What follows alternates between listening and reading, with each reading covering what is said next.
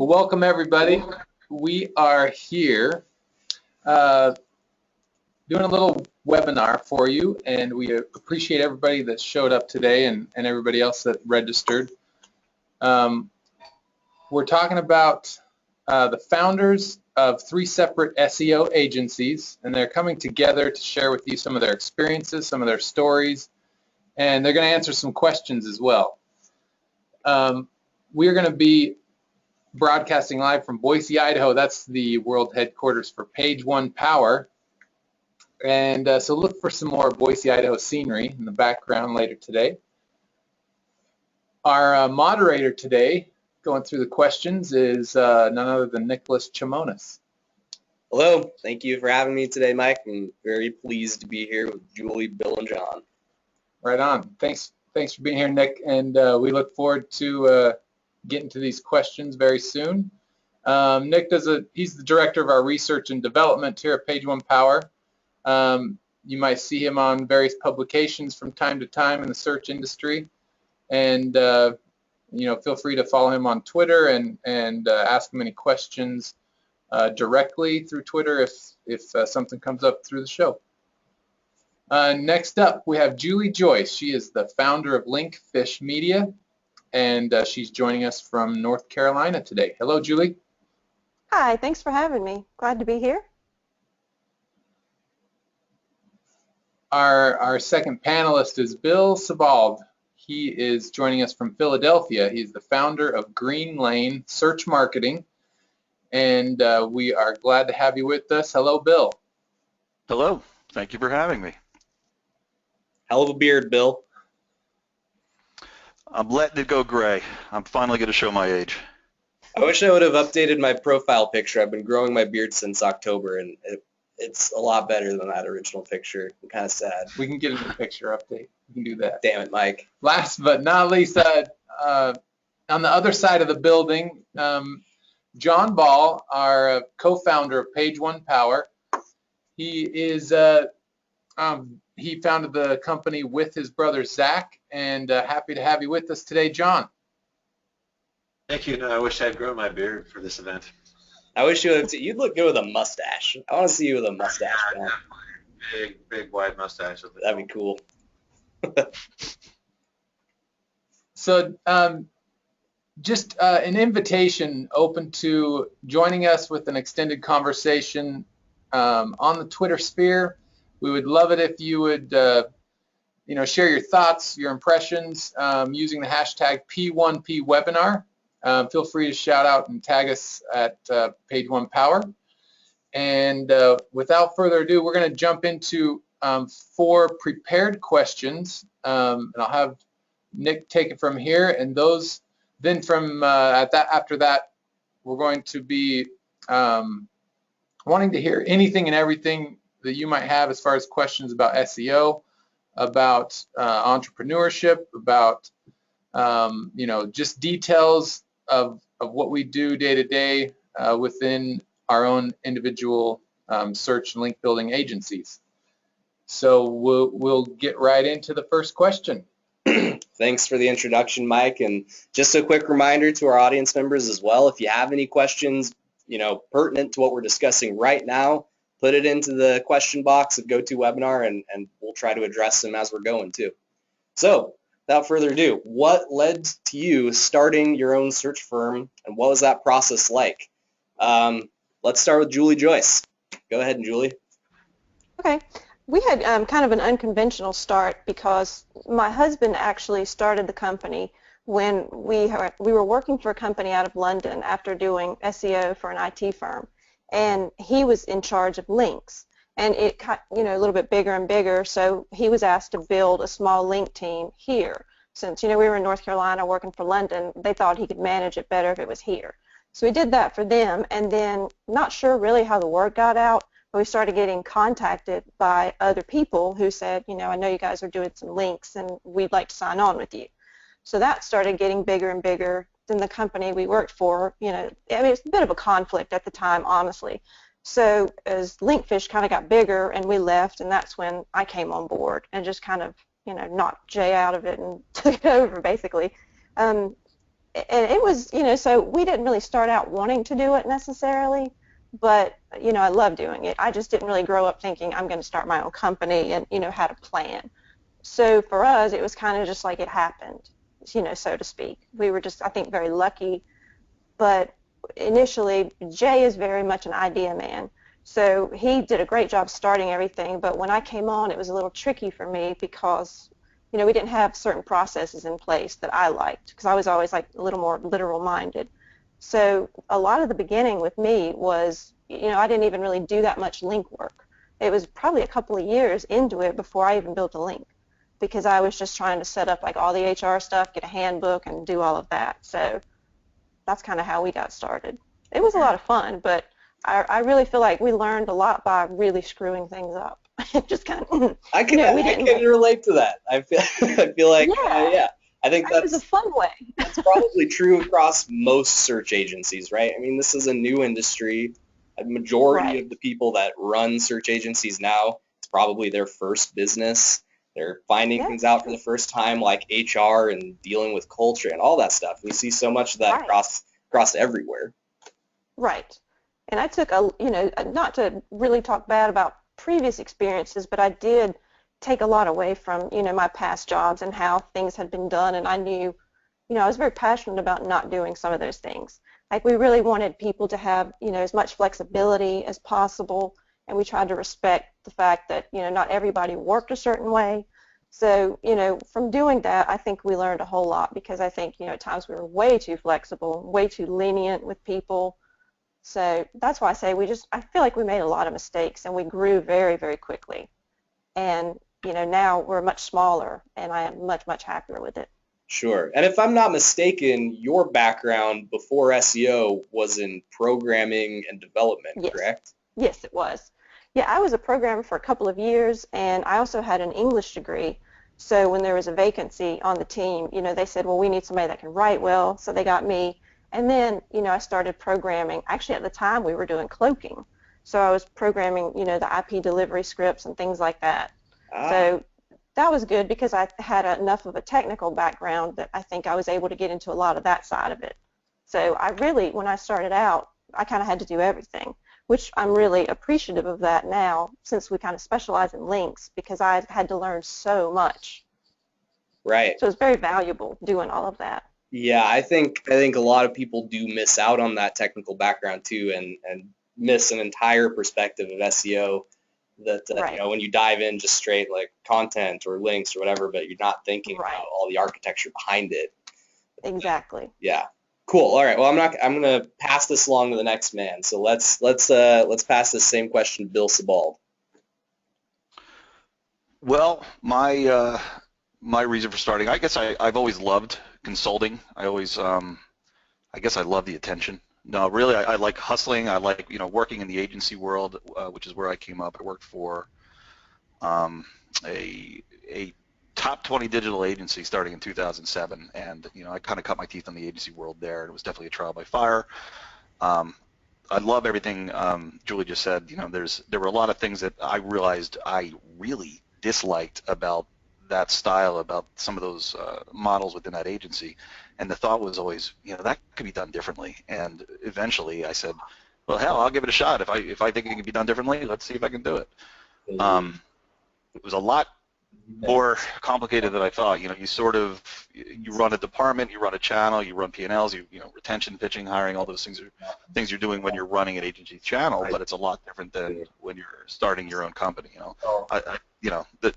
Learning about taxation, learning about HR, learning about all those things was absolutely incredible. But overcoming that, just like Julie said, a lot of little mistakes. You learn from those lots of little mistakes. You don't be afraid to make those experiments, and all that is what I knew would happen, and what I was actually excited to do. I like a good challenge, and that was it.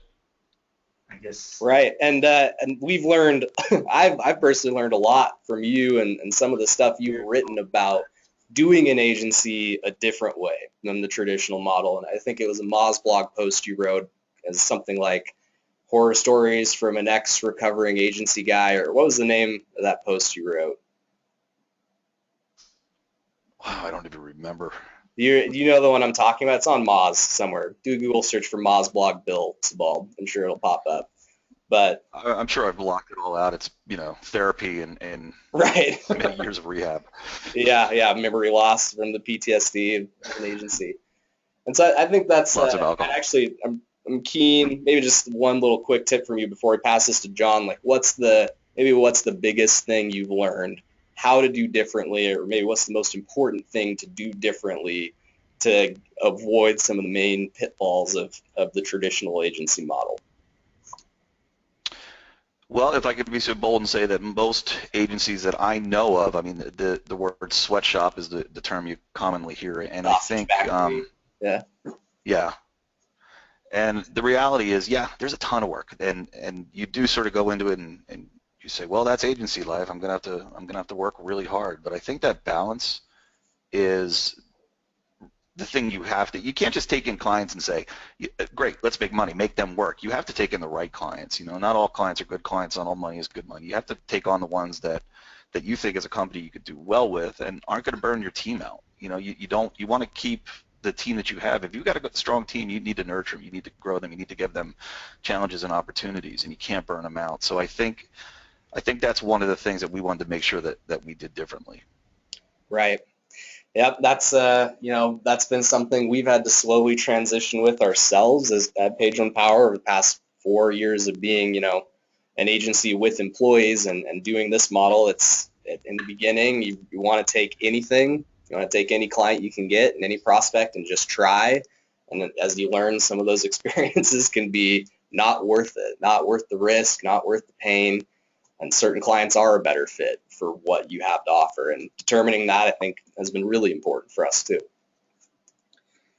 So with that, I'd like to pass this to John. John, tell us a little bit about Page One Power and why you started this with Zach and what, your conversation with Eric Ward and all that. I'd love to hear that shared.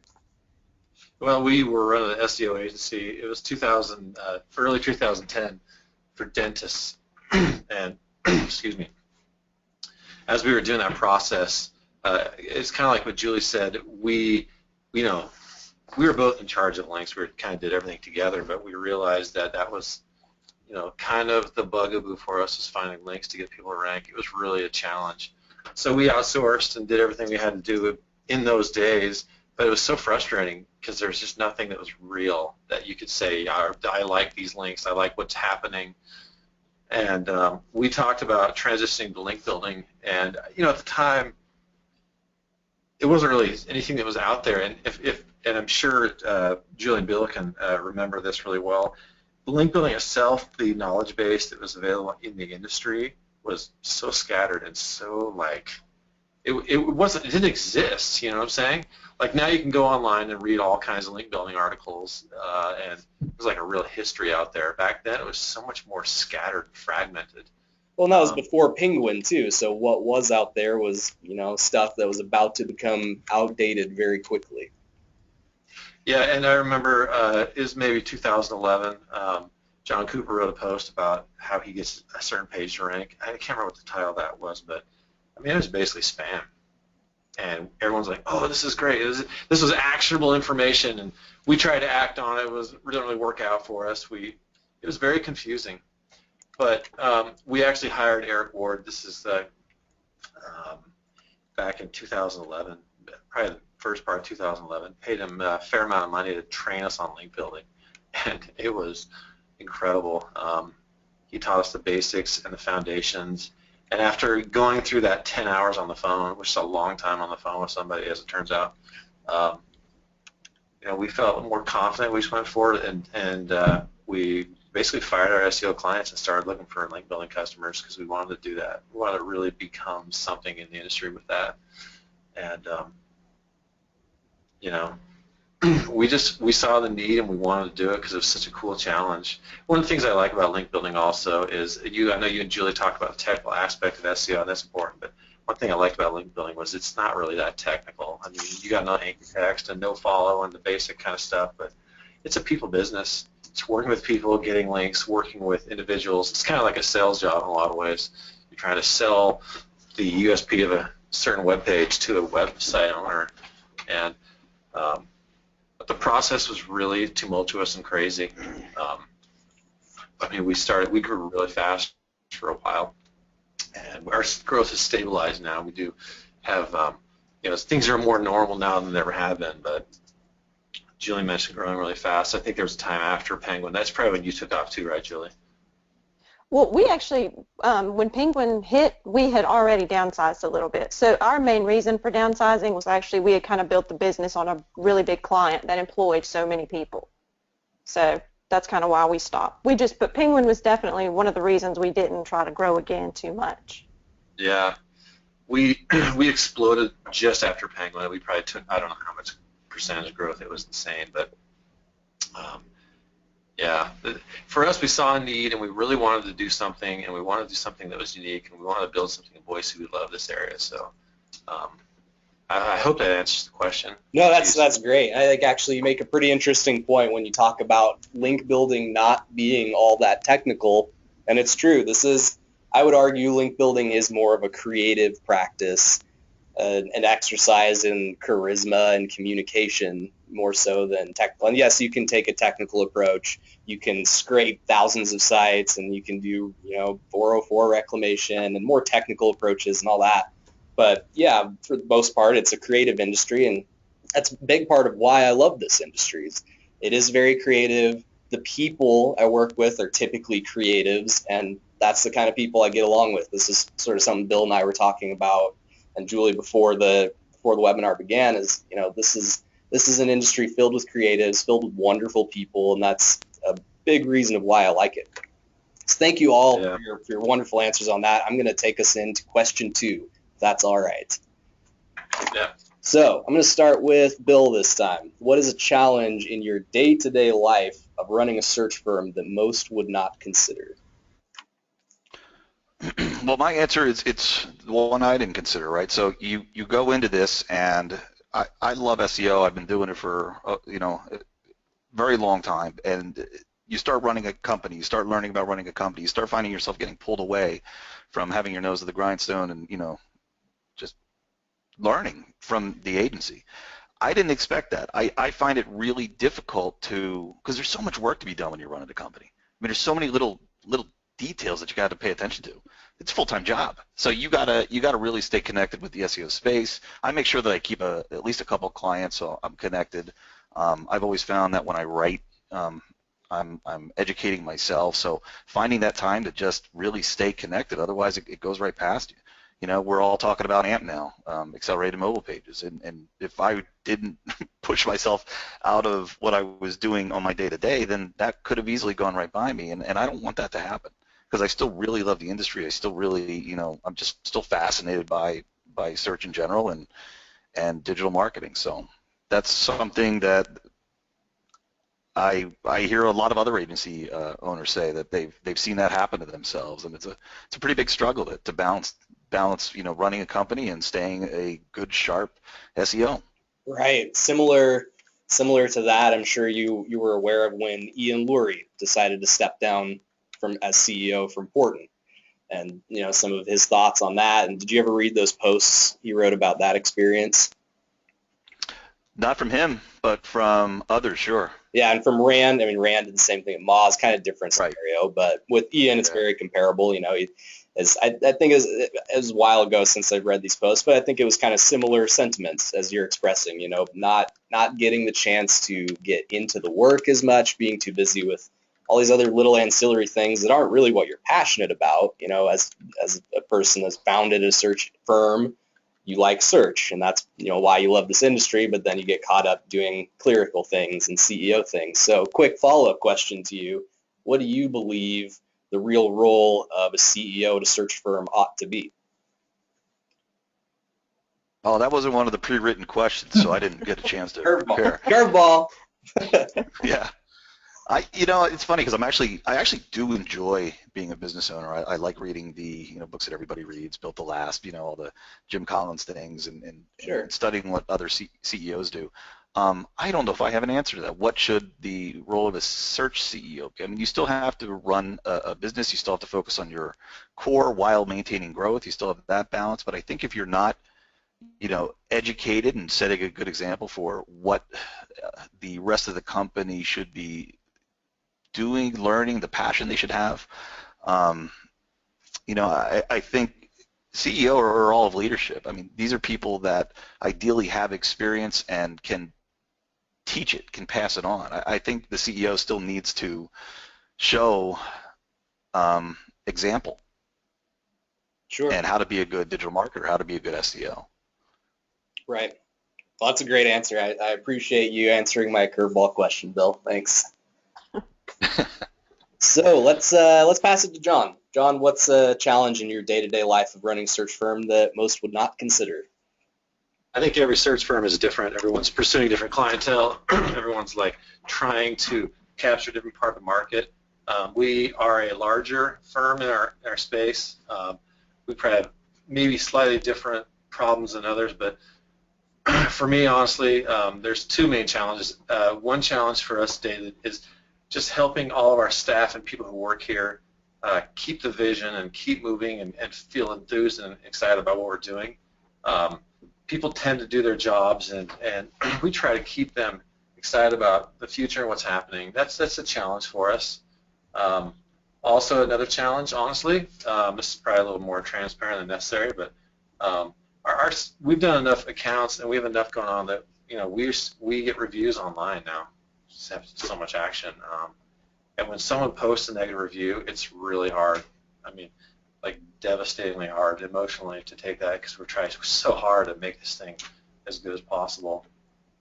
Right, and I've been here since near the beginning. Kind of background of me, I joined Page One Power in September of 2012, and it was 15-person company. That energy, that spirit of the culture is something you don't even have to be deliberate about, right? It's just very exciting to be a part of that startup, and maintaining that kind of startup feeling and motivation and energy in a 100-person company with everybody will always be a challenge, I think, probably for any business. And it's definitely something I've witnessed, and yeah, like working on hundreds of clients, eventually you might have one where the campaign didn't go great, and it's really sad when that stuff ends up online, because we always want to fix that, we want to make it right, and sometimes you don't get that opportunity, and yeah, that's definitely a struggle. Yeah, definitely. All right, well, I appreciate that thoughtful and transparent answer, John. Let's pass this question to Julie.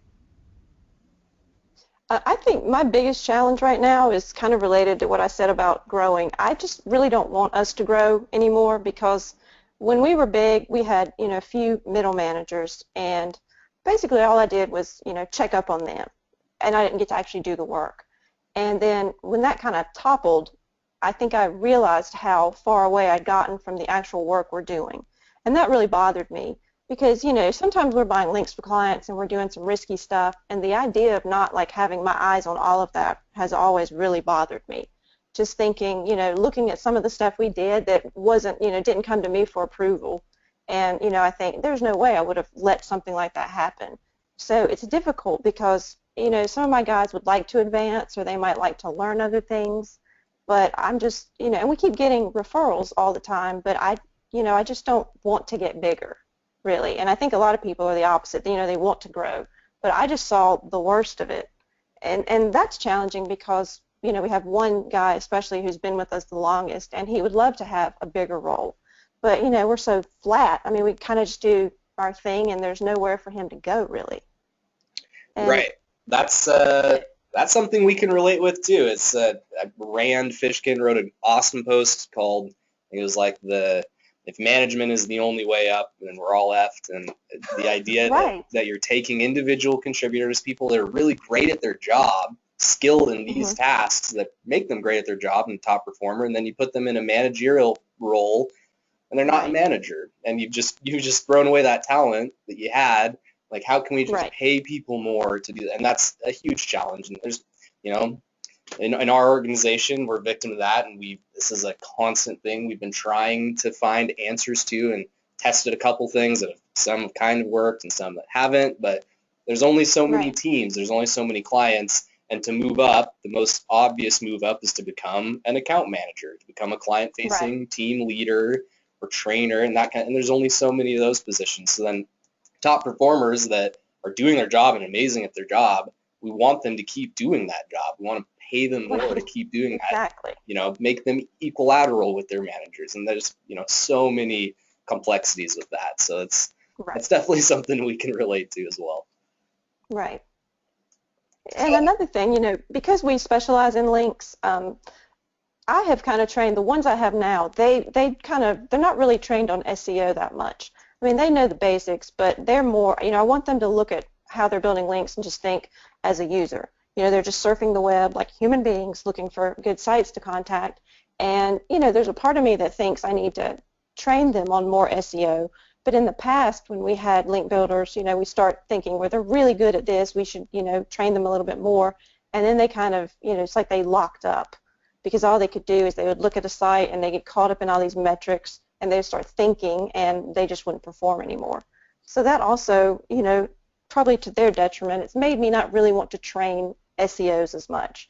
I almost would rather just, you know, have like, you know, salespeople or production people that kind of just know what they're doing and that's what they do, and I don't sit around talking about SEO all day with them. Sure. And that's, you know, that's a similar situation we've had too, like some of the more researcher type link builders, the ones that are, you know, taking a more technical approach, oftentimes are maybe a better candidate to teach technical SEO too, because they're thinking in that way already, versus a large majority of our employees that are writers. I mean, we hire writers that maybe have never heard of SEO. Maybe some have run blogs and they're familiar with showing up in Google and basics, but largely writers that are great creatives, great at writing, and they can be taught, you know, here's how you find good sites, here's how you think like a human for links, and here's how you write on the web. And not all of those people need to learn technical SEO. They're not necessarily the right fit. They don't necessarily want to learn technical SEO themselves, and so it is a balance. It definitely is. Right. Definitely. So before I move to this the next question, there is a few questions from the audience I'd like to cover real quick. One is actually for Julie. Well, that's just a comment. Julie's making some great points, and most of what she has said about staff training development is resonating with me now and in the past. So that's kind of just a nice comment from the audience. Yeah, that is nice. Definitely something from Greg. Thank you, Greg. I do have another question here from Dan. He says, I see a lot of agency owners that are too busy to actually market their own business, but are too small to hire people. What advice do you have for that business owner? That was one that actually popped up when Bill was talking. So Bill, maybe you have some advice for Dan. Well, you know, we tell our clients marketing has to be, if you're going to start a business, marketing has to be a core component of what you're going to do. So yeah, sometimes they're too busy and we tell them to find that time and don't give up on marketing. I think the same belongs to us as agency owners. I mean, luckily we have a skill. We have a very specific skill. We know marketing, so that makes it a little bit easier. We can do our own, but it has to be done. It's still a pitfall. I mean, it's, you know, the car mechanic whose wife's car is always broken, like, and never fixes it for her. It's kind of it's like the therapist who has to, I like that's a guy I know. He's I shouldn't tell this story. All right, so he's a therapist, and he's like, yeah, I've gone to see all these other therapists, and none of them work. It's like, well, don't you help yourself? Can't you figure that one out? No, he's a mess. But you know, the idea, it has to be done. No matter what, you can work into a little bit every day, and it's really important. Whether it's just through, you know, content work, or it's through, you know, even networking, any kind of marketing you can do is better than none. There's so many companies out there, and there's so much opportunity out there that you got to rise above the noise. You have to do some marketing. Right. Absolutely. I agree. You know, there's a couple other questions here, just sort of, you know, around what's your average client spend? Who do you target with your products? Large businesses, you know, SMBs, etc. Quick plug here. I'm actually working on State of Link Building 2016 State of Link Building survey, partnering with Moz. It should be published on the Moz blog around like mid-March, I think, is the ideal ETA. So if you haven't taken that yet, go to my Twitter feed @Chimonas and make sure it's pinned right at the top. Make sure you take the link building survey if you are an agency, in-house business owner involved in link building in some way. Bill, Julie, that goes for you as well. If you haven't taken it yet, please do. I have. It's got it. I think Cool. I have too. Yeah, it's got a lot of those kinds of questions. So just to bring some more transparency and an update to how people are link building today, how agencies and in-house differ, some average budgets, kinds of clients that they target, the tactics being used. So all of that will be a published post coming up soon. So with that, let's go ahead and move on to question number 3. What's an important challenge to the SEO industry, and how does your firm deal with it? John, let's go ahead and start with you. I think link building is always going to be a target. It was in the past more than it is now. I remember when Matt Cutts was around, every day was like a new adventure with him. He did a post a couple years ago about guest posting, sticking a fork in it. That was really crazy ride with Google, and just I think the public's and your potential customers' perception of link building. I'm talking specifically, of course, about link building. That's a real challenge. I mean, it's kind of up and down, and people have heard things or haven't heard things. We deal with that by just holding, if you think about Google and how much they've actually changed in the past 10 years or whatever, the changes they've made were, you have Panda and Penguin, those are the big changes, which is basically on-site and off-site. And all they've done really is just tighten up their process and just not allow links as much and not crappy content. So we try to hold on to that as not much has really changed. We first studied SEO, all those principles still apply, but I think the public's perception of SEO. We had a guy who was really close to us came and told us that SEO has totally changed, and he heard this major speaker talk about how SEO really doesn't matter anymore because the only thing that matters is how long someone stays on site. And he was like a part of the industry. I'm like, oh my gosh, what is happening? That's, for me, is a challenge, trying to kind of keep everyone on the same page with what SEO, what's happening to the industry and how the public and how our prospects perceive it. Absolutely, and there's so many waves of FUD, the whole fear and uncertainty and doubt, and you got Matt Cutts coming out, guest blogging is dead, and all the industry fallout, and it's always, I remember the first year or two being involved professionally in SEO, always been kind of an enthusiast and tinkered, but actually working at Page One Power, really getting involved in the industry, the first year or so, I thought all of that was really exciting. Every time there's a new buzzword or new piece of news sweeping across the SEO industry, and it was cool to leave comments and as you spend a couple of years in it, you start to realize everything is always the same. What appears to be this big sweeping change is not a change at all, and everyone's freaking out, and really there's nothing to freak out about. It's almost kind of this cyclical process that just happens again and again and again. I'm pleased to have observed the path of link building. It was kind of like Penguin came out, and then everyone was scared because they were spamming links. They weren't really building and earning good links that made sense. So all these businesses got spammed and then hit by Penguin. People largely abandoned link building. Content marketing was on this huge rise as sort of the replacement. This is the clean way to do link building, as some sort of rebranded it. And then everyone only got social shares from content marketing, and no one got links and results. So now link building is sort of finally become a clean word again. And I'm happy that it's back at that. But it's just this cycle, this process. Well, it's link earning. Well, it's relationship building. Well, that all totally resonates with me, and that's something I've personally experienced. I'm curious. I'm going to pass this to Bill and Julie, and you can answer with your own unique questions. But how have you felt, Julie? Let's start with you during sort of the relationship building buzzwords, the link earning buzzwords, the content marketing surge. How did you perceive and handle all that? I really hate those terms, honestly, and I understand why they're there, but in my opinion, a lot of people just kind of use those terms because they sound better than link building. Exactly. And it just seems smarmy to me because you're still trying to build links, and pretending like you're not, to me, seems like it's almost like selling something, but you can't do it. We're going to do some relationship building. There might not be an actual link or a result, but we'll still charge you, $3,000 for the trouble. And I don't like it at all. I'd rather just say, but I like to say this is what I'm going to do and then say I've done it and here's the result, here's what you're going to pay me. I just like things to be itemized, and it just to me sounds like it's a really good way to screw people out of money for nothing. Yeah. So I'll share one snippet of the link building survey. The final questions, just kind of for fun, and it was like, link building has had more names than most prolific rappers. Which one resonates the most with you? And we had link building, link earning, relationship building, PR by another name. I don't care what it's called as long as it works, and content marketing. I think those were all of them. And link building is winning amongst all the other answers, so I was pleased with that. Yeah. That's great. So, is there any other unique challenge you'd like to talk about, or is that would you agree that is probably one of the bigger ones?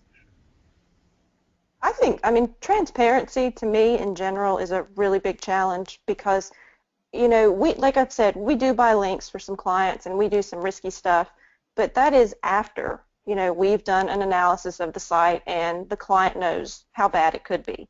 So it really bothers me when, somebody wants me to look at something and I say, well, not who built these links, but where are your links? What were you doing? And the person says, I have no idea. The company wouldn't tell me how they built them. They wouldn't give me a list of the links they built, and still people, I have occasionally some people where I can't take them on, but I say, if you can't find anybody, let me know and I'll try to help. And they'll run, potential like proposals by me. And one recently has, maybe 20 links because he's never done anything like that. He's only done PPC. And he's got some company trying to sell him on like 30 guest posts a month. And things like that really bother me. Right. Because if you looked at his site, you would be able to tell that's not the best idea. And, a lot of clients, they have no clue about things like this. And if you're going to do something risky, I think you need to make sure you're saying, this is really risky. Do you really want to sign on? And I think a lot of, I'm hoping it's not as much a problem now, but I have just seen so many clients where we do link audits and they've had no idea what was going on. Yeah. They might be buying links, they might be doing link farms, but, they were just like, well, they wouldn't tell me what they were doing. Well, I can't imagine. Like, we think we've been negative SEO'd. It's like, I'm looking at this, and this is done on purpose in 2011, and you just didn't know about it. Exactly. That just really bothers me. So I would like to see more honesty. Oh, so yeah. I actually just got a question from Greg while you were speaking, and it's relevant to that. Is trust in link building by both clients and website owners a challenge, especially for link penalty issues, some of which, some people still seem to be paranoid about? I would say yes. Yeah, it's definitely an issue. And, what we've always said, I mean, I've seen people write articles like, if you do this, you'll never get hit by this, you'll never get in trouble. And I think that's complete crap because I've seen loads of sites get penalized where they really didn't do anything wrong. And it just, I don't know, some of that is ridiculous to me. I think it's a really big problem that, no matter what you're doing, I think there's a way that you could get penalized. You could do nothing and then you're not going to rank. And, there are just so many different little ways of getting penalized, but people still want links. I mean, anytime something major happens with links, we actually, we get more people wanting links. Exactly. Like every single time. They always want them. Yeah, I was talking to, I think it was Paul Madden the other day, and he's like, yeah, when Penguin releases, aka Great Sales Day. Yep. Exactly. Right. We get a huge influx of people contacting us when something happens in the link world. Exactly. Very true. Yeah. All right, Bill, I would love to pass this question to you now. I'm enjoying just listening. So the answer here for us is the Greenlane is actually a restart, right? So it was a company that I started before. It's an agency now. It's restarted with my partner Keith, and Keith is a very strategic. He's a very analytical. He's a a guy who breathes data and can tell stories that he pulls out of any analytics kind of tool. And we worked together before starting this, and we were seeing this change, right? 2011. I enjoyed hearing what you were talking about earlier, and just now, the big changes with all of a sudden penguins out there, all of a sudden pandas out there, and all these things. Google's not afraid to throw the baby out with the bathwater. So the change that I saw happen is what we actually built our company to sort of combat, right? And it's the tactical SEO, doesn't work nearly as well as it used to. And if you've been around a while, I mean, there were so many tricks, so many, being a tactician, you could get a lot of results, and you can get them fast. Mm-hmm. And that's, in our opinion, really, really tough now. Saying to a client with some certainty that, yeah, in 3 months, I'm fairly sure we'll be able to do this, and we'll try to give you, it's a loose forecast and a stretch goal. Now I'm saying, yeah, it could take you a year. We're talking about things, really strategic things like, a content gap analysis. We're talking about CRO, conversion rate optimization. We build out a CRO and an analytics department, because without this, we can't put together the strategies that we're seeing move the needle, because the tactical things just, outside of a handful of things that are still there, strategy is really what we see moving the needle these days, especially in the last few years, especially post-Hummingbird.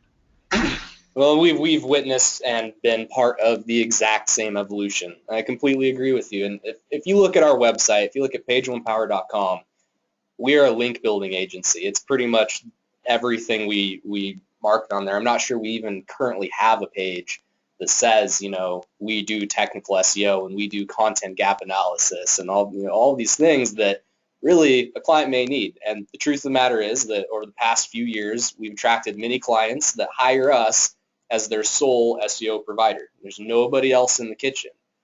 And while we're building links, we're looking at the site and going, wow, these title tags are not descriptive at all. Your 302 redirecting your canonical domain. Oh, you blocked your entire site, your robots.txt. And we can't just keep building links, because that's not going to do anything with those kinds of issues present. You have to take that holistic approach. So we've been forced to evolve internally and become experts in on-page SEO, become experts in technical SEO and social offerings and content offerings and all these things. When a client needs that, we have to provide it. And so you really can't just put the blinders on. You can't put the narrow focus on. Sure, there's times where maybe we're white labeled or we're partnering with other departments within the brand we're working with. And so there's other people handling the technical SEO, and we can just focus on links. And we do that too. But many times we're the only ones. And so we can't just ignore that and say, well, we got your links. Sorry that you're not getting rankings. We have to address those things. And I think in general, you're right. It's been a lot of that has been pushed by things like Penguin and Panda, and just it's really probably true that Google always wanted it done that way. It's just that their walk caught up to their talk, and now they can actually enforce that kind of stuff. Yeah. So I have a couple. Or go ahead. I start with what Bill is saying. I think that's another big challenge in the industry, is what you're reporting on, what people are looking for. Because forever it was rankings. That was the deal. That was it. And yeah, you can't do things and not tricks. That's probably not the best word, the right word, but not the wrong connotation. Now we report on overall organic search traffic, and it's just so different that way, And people they're always looking for that next KPI or something that we can change for them. So I thought that was interesting, Bill. That's a good point you made about the scope of work, or I don't know, I thought that was a good. Sure. Well, it's sad to be when you talk to a prospect. I'm sure you all have the same situation, and they say, well, what are what are your goals? What are your KPIs? They're saying that to us as the agency. We should be asking, what are your goals? What are your KPIs? That's what we're going to match to. Right. And then they'll say, now as well, we're like, we can look at all these different things. Here's a list of 20 KPIs, but we need to know what your goals are. We need to know which of these actually matter to you, Mr. Client, Mrs. Client. Yeah. We're your marketing company. We're doing a service for you. What's your bottom line? That's what we're gonna. Without even knowing that stuff, we need to know that stuff to actually be able to make successful marketing campaigns. I'm always shocked when I talk to somebody who says, "Yeah, I've been doing SEO with this company for a while. I really don't know what they've done." Right. Why the hell are you paying the invoices? You really need to be connected. It's crazy to me. So I'm feeling that there's a more educated wave of companies that are your point earlier, they're challenging the companies that they're working with. They're challenging the marketing agencies to really prove that value. And SEOs, as SEOs, inbound marketers, whatever part you're working in, you need to be able to really show that you're hitting those goals. You need to be able to speak the language of analytics and put strategies together, and strategies are plans with goals attached. You need to be able to speak that language. That's where I truly believe that this space is going. Yeah. Yep. And I think that's I think it's always been going that way. Right. Yeah. I think that's an important evolution. It's something that brings more legitimacy and authenticity to our industry, in my opinion. It's just something that is lacking. And yeah, like you said, there's a lot of different prospects that come from almost an infinite different, there's so many different perspectives that different prospects have.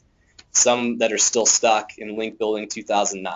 They're just like, well, no, I'm just going to pay you for this link package, and I'm comparing you to other services, and this company is offering 100 links for $500. So why would I pay you for all your time? It's like, well, that's a different product. That is legitimately a different product than what we sell. And then you get those that are super advanced and know, they're the marketing director of a big brand, and they have a much more detailed way of looking at things, and I think that is the better one. So I have a couple notes here from the audience, a couple comments I missed earlier that I think are interesting to bring up. One is from Anne. She was talking about how it's interesting to hear what we were discussing earlier with management removing one from the real content-oriented work of being in the trenches, taking an individual contributor out of that role and becoming a manager. She said it was really difficult being in a small, intense boiler room SEO agency, thin content for brands she didn't necessarily believe in, and she kind of had the same approach, hiring SEO copywriters, training them to write really good copy.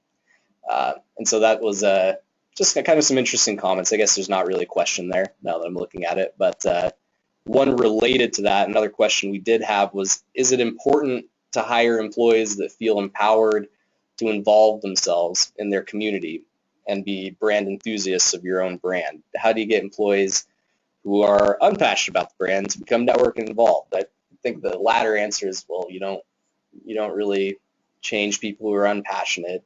You want to find the people that are. But this is an interesting thing to me. Bill, you recently hired Sean Malseed, right? Malseed. He yells at me every time I say Malseed. Malseed. Damn it. He's going to be, I hope he's not listening. Jon Ball, he's a guy I've learned a lot from. He's built a lot of tools. He's written brilliant stuff and coded very unique SEO solutions. How important do you believe it is to maybe find talent like that and integrate it? And how does that change your agency to bring someone like that in? So Sean's perfect because he's one of the guys, he's a cheerleader for passion in the company too, right? Right. And he's active on social, he's out in the world, he's connected, people know him. Yeah, and we want to hire passion. That's actually something as we're trying to find new talent for the team, that's a term that we're trying to hire for that.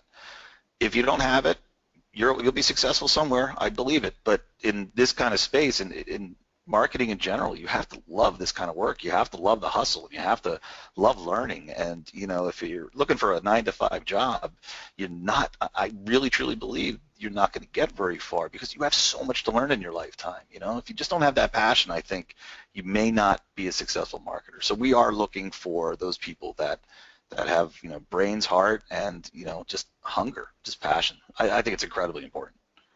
Thank you. Yeah, I completely agree. I think that's a really important thing, and this is an industry worth being passionate about. I mean, there's so much opportunity. There's so much to learn. That's some what I love about it the most is there's always something new to learn, and there's wonderful people in this industry. It's something worth being passionate about, and I do agree. You got to find that. Comment from Ann. She says, "I've never met a Sean who wasn't amazing." I agree, Ann. All right. Well, thank you all for your. Here, let me go downstairs and get him. Let's put him on the mic. Yeah, go get Sean. Bring him in. All right. I am going to move us along to question number 4. I know we were about 50 minutes into this webinar, and this is the final pre-planned question we have. So let's move forward. What are some of the common factors that lead to campaign success for your clients? Any common themes? Julie, can you open us up with this? Sure. The main thing is, they actually have something useful to offer. And I think there's the assumption, I know people have said that to me about buying links, you could just get links for anything, but that's not true at all. I mean, you can buy some crappy links, but, even when we're trying to buy links, if we're trying to, get a link pointed to something that's kind of useless, the webmaster just says no. And, for our clients that actually have really good resources, like we have an e-commerce client, and they don't just, try to get links to their product pages. They actually have like a big section, a community section, where they have a lot of articles on how to do various things, various fixes, and that has been like one of the most successful campaigns we've ever had. And we've had a lot of webmasters just like, this is great, thanks so much for pointing this out to me, and here's a link, which I love. That's how you want somebody actually. Yep. It is, and it's because they have something that is actually useful. Right. I think that's the key. But we also, it's nice when you work with a brand or something that has a good image. So we've worked with brands before that had some negative reviews and just kind of thought of as like not really a great company. And we would kind of approach people and then be into a few emails, and then we reveal who that is, and they're like, oh, okay, no, no way I'm linking to those guys. They they screwed my grandmother over. They did something, and so that was very hard. But we have a really good finance brand right now, and basically like the second you mention their name, you get a link, which is great. So that's definitely if they're well thought of and they have something useful, it's pretty easy for us. Right. Yep, that's kind of been a shift for us too. There was a time in the beginning where it was just like, okay, give us your target URLs and give us the keywords you want to show up for, and it's very basic. Right. That's like the beginning, 2011 era, 2010, I guess. And that has now evolved to a big consultation and us telling the client what the target URLs are going to be. And if they don't have linkable assets that are resourceful and helpful, we build them for them. And we tell them that if they're not willing to do that, we can't work with them because it's simply not going to work. We just know that. Exactly. And we can't do reputation management. That doesn't really work with our kind of link building either. Right. Those are some lessons we've had to learn. Yep. So thank you, Julie. Let's pass this on to Bill. So there's two things that pop to mind, right? So if the company's involved, we'll be more successful and they'll be more successful. I truly believe that. I mean, the idea of throwing things over the fence and saying good luck, the old way of my life was not successful then. It's not any better now. I mean, if the company can't implement changes on their end, if they're constantly pushing back, and we're just not seeing eye to eye, then we're both ultimately going to fail. And we've lost some clients, or we broke up with some clients. It depends on, he said, she said. But usually if that happens, it's because it's just not going anywhere. We're just not agreeing. And no problem. We know we're not that. There's other companies that might, fit other companies' philosophies better.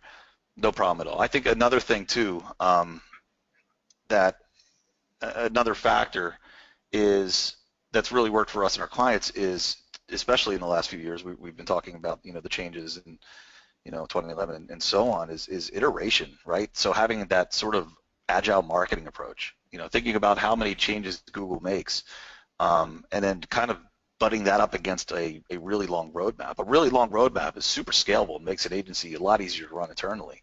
But if you're doing a 6 to 12 month roadmap and your strategies are running that long, and Google makes a change, or maybe you picked the wrong horse to bet on, and next thing you know, it's 6 months later, 12 months later, your client's on the phone with you saying, what the hell, nothing's happening. So what we've found is, putting together monthly roadmaps, maybe quarterly strategies, if not shorter, and being willing to change on a dime. You get on the call in the next month, and you take a look at everything you've done, you say, well, damn, it really, the data's in, and this looks like a bad idea. Let's stop it right now. But this data here is suggesting that this is a better opportunity. This is a better avenue. Let's start going down that way. Again, tough to scale, really hard as hell to scale internally, but that is, I'm certain that is one of the secrets to our success. I think iteration, and making sure that you're working with clients who will let you into their company and let you feel like you're part of the team and introduce you to their other marketing vendors and their other, key stakeholders and everybody working together. Absolutely. Bill, and you got some comments from the audience saying they completely agree with you. And I do too. I mean, this is sort of a pivot we've made over the past year and a half, making shorter game plans. When a client comes on, it's like, here's 3 months, and even in month 1 or 2, this is all subject to change. This is our base idea, and as we work on the campaign, we're going to become more educated on your niche. We're going to become masters and experts of the industry and vertical we're working in, and so I think that's huge. We actually, my buddy in the office, Andrew Dennis, just wrote a post over on Search Engine Journal, and it was called "The 3 Aspects of a Successful," or the three requirements of a successful link building campaign. And number 1 is collaboration, having that open line of communication with the client, getting their feedback constantly, running ideas by them, integrating with their internal teams. That's been a huge thing for us that I think is kind of the future of link building, as we've seen it with the bigger brands we worked with, especially coming to us and really loving the idea of us integrating with their PR department, integrating with their social department, understanding what strategies they're doing, where they're headed, that we can kind of align or make sure we don't cross wires potentially, but boost that work, help support it, pick up link opportunities that are possibly left behind by some of the PR efforts, and being aware of all of that, communicating frequently has become paradigm for us. So let's go ahead, Bill, if you got some more thoughts. I was going to make one comment. When we started this company, we were thinking, because I'd always worked with big brands. I mean, you walk into a mall and you saw one of my clients, and my feeling was that it was just, there was a lot of red tape and it was harder to move the needle. It was hard to really interact with people. Now going back about 6-7 years. So starting this company was like, well, why don't we work with smaller clients? Why don't we work with people who, they're really passionate. This isn't a pit stop in life. This is their life, this company. We loved it.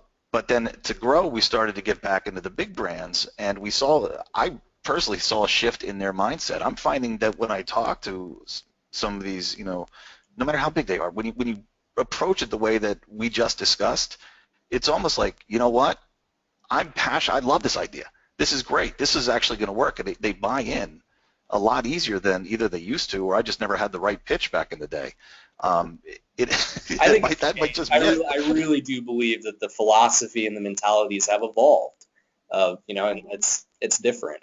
It wasn't like this in the beginning, and we were still working with some bigger brands back then too. I really just think this has been an evolution. Link building's become a more legitimate marketing channel. SEO has, I think, gained more legitimacy in the past few years. Would you agree with that? Like, because of Panda and Penguin and more of the spammy tricks going out the window?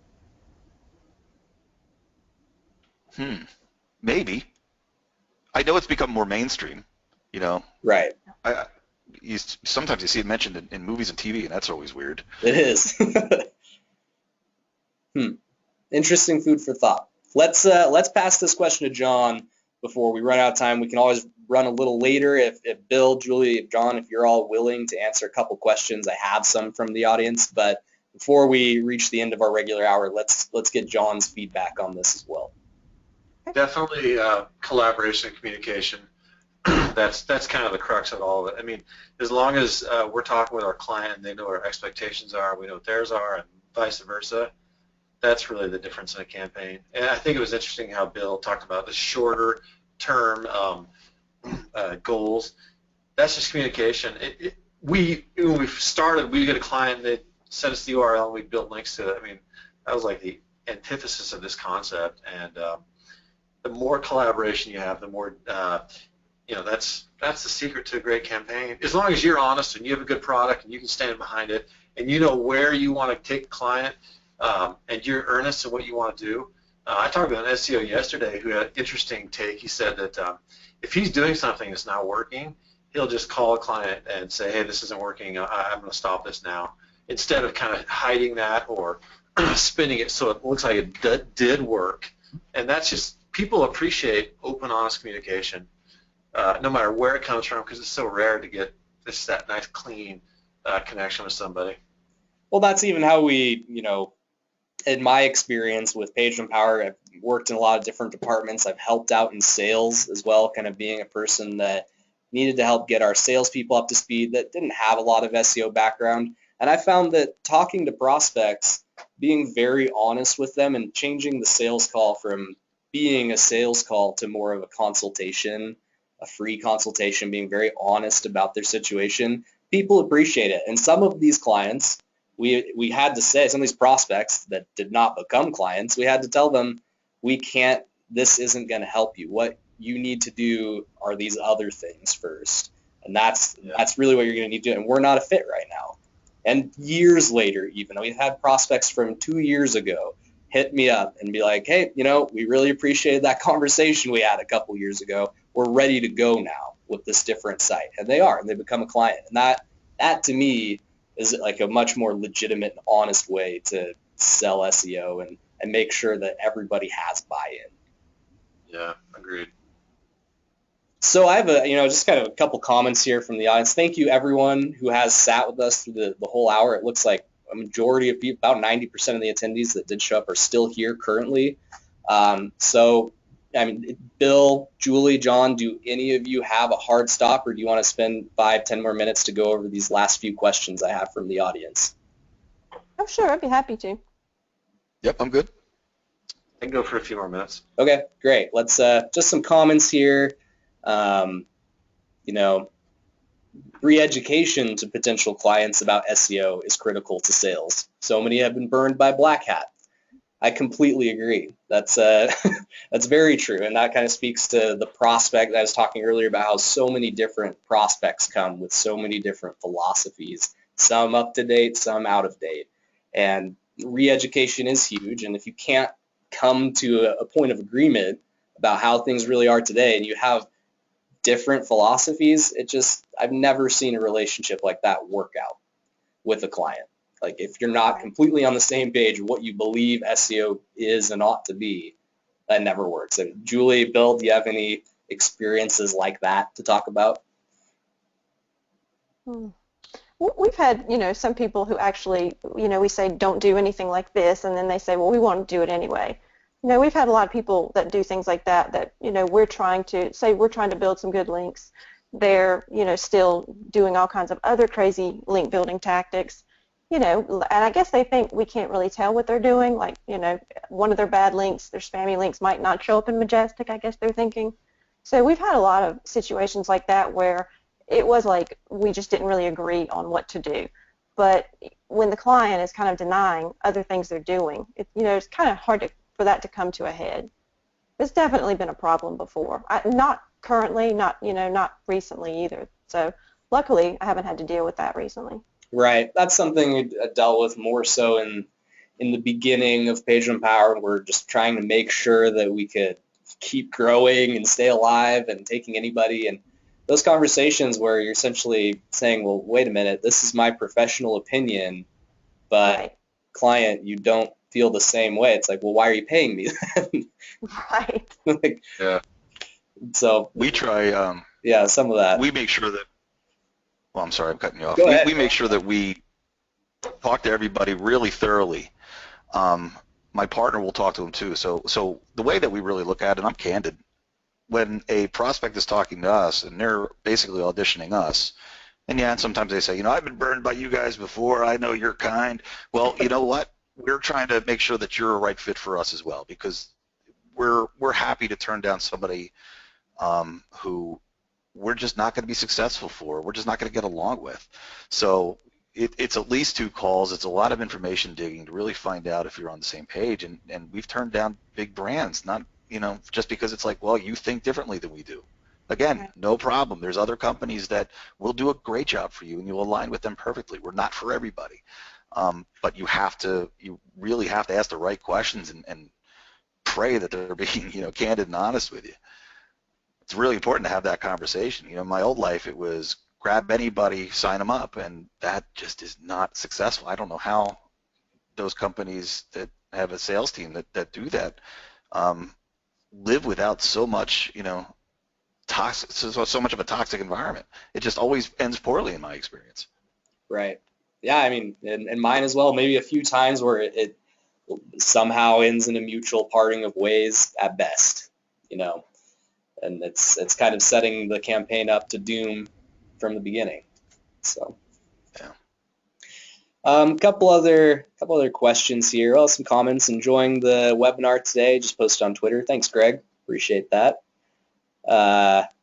Some agreement with you earlier, Bill, about short-term strategies, flexibility, always looking at the data and reassessing is the smart way to do SEO today.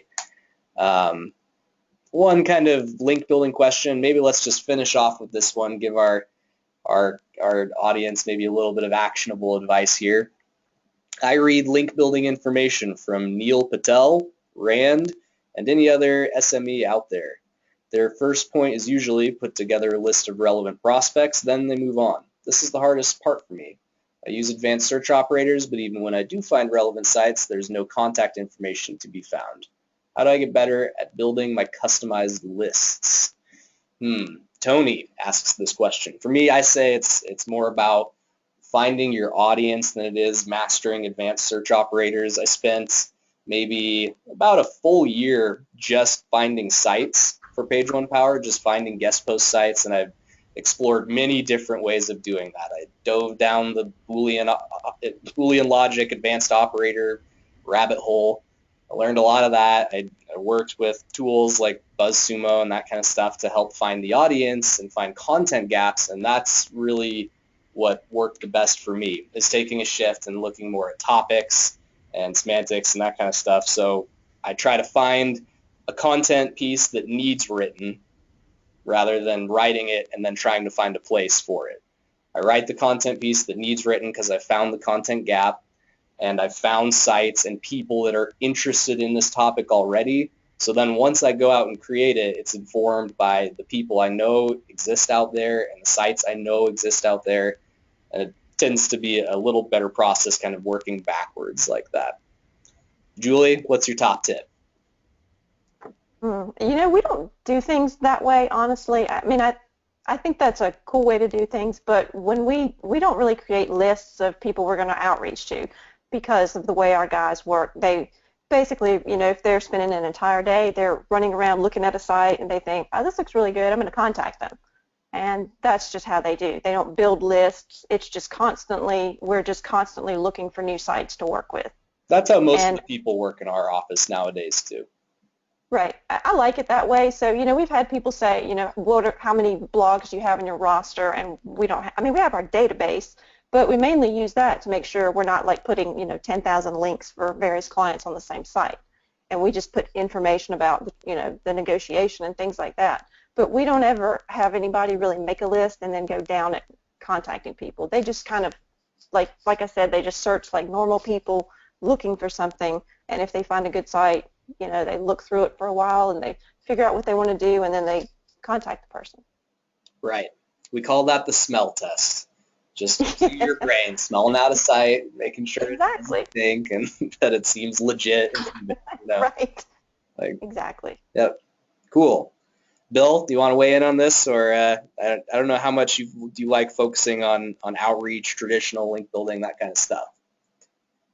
Yeah, I mean, we certainly do it. One of the things that I find has changed, or one of the way that we do it that I really like, right? It used to be, you know, find something on the page, find an angle, and then, you know, the hard part was going out, grabbing as many, you know, relevant sites, digging through them. The cool thing that we're doing that seems to be working more is you go in, putting the harder part up front, right? Going in and helping the client come up with a linkable asset, something valuable, something useful, something that'll create buzz, something that'll, you know, go viral on its own. You're using search data, you're using, you know, customer data, you're talking to salespeople. What are the things that people like? Putting all that thought into it, putting together a plan for how it's going to be developed, how you're going to make it, you know, better than anything else that's already out there that's even close to it, testing it against things that are out there. That's a lot of hard work. But once you have something that's so just nuclear like that, the link building becomes super easy. I mean, it almost sells itself because people are like, that's cool. I want to share this. Right. So we've been thinking about link building in that kind of way, a lot less than the way that we used to, which was, you know, just dig and go from there. I mean, the strategy behind it, I think, becomes even more important because, right, I don't know if you guys agree with this, but the bigger the website, the more valuable the link. That's always been true. That's become a hell of a lot more true, right? If we get, Greenlane's a good example. I always use this example. Very happy to do, the kind of roundups I do and the interviews I do. But when we got that link from Mashable, boom, like that, you actually saw the referral traffic coming in, and you saw that referral traffic converting because it was a relevant link, and then you saw the rankings go up, and you saw everything just move from that. So that's the kind of link that we want to go after. We want to spend our time doing that. Curious if that's an approach you guys take. I completely agree with all of that, and it's really a shift in mentality from trying to find the opportunity to creating the opportunity. Not just trying to find all the links lists and all the places you might email and get a link, but actually just doing the research and planning and strategizing to find what really has a better chance of being successful, creating it, and then you've created that opportunity for yourself. You've made something that greases the wheels of link building. And I've been involved in every different type of link building project where it's like just an empty site with some product pages and somehow they want links out of the magic air, to all the way up to working with a huge site that has amazing linkable assets and maybe an entire community built in itself, and all of that stuff just helps so much. So that's, I really want to thank everybody for staying around so long. We're now 10 minutes past the hour. Thank you for the graciousness of our panelists. Bill, Julie, John, thank you so much for being a part of this. If anybody has more questions, feel free to email us, submit it in the GoToWebinar, hit us up on Twitter, what have you. We're all, I'm sure, willing and friendly people. So thank you very much for sticking around. And Bill, Julie, John, I appreciate it so much that you took the time out of your days to be a part of this with us. Well, thank you. It was a lot of fun. Yeah, great. Yeah, really interesting stuff. I loved the conversation. I loved the perspectives that all of you brought to the table. So thanks again, and we'll see you around the Twitter sphere and virtual water cooler. All right, thank you. Thanks, Nick. Take care. You too. Bye-bye. Bye-bye.